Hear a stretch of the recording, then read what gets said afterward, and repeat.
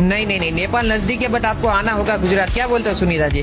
देख भाई, किसी के मेरे इतना मानना है, किसी के पीछे बात करने से अच्छा सामने बात करो, मजे मारो।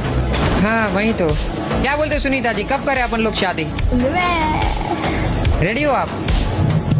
हाँ रेडी हो।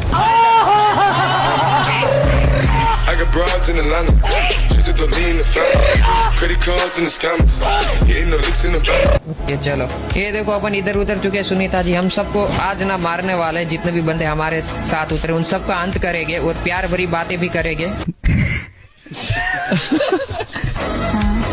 ओके देखो, मैंने उतरने के साथ ही एक बंदे को हेडशॉट, मैं ऐसा कभी हेडशॉट नहीं मारता बट आज पता नहीं कैसे आप आए ना, इसलिए मैं फॉर्म में आ गया। देख रहे हो, झूठ बोलो, बार बार झूठ बोलो। अब मैं वेट कर रहा हूँ कि सुनीता जी के घर से कोई उनके मम्मी पापा फोन करके बोले कि दामाद जी कैसे हो, बस इतना।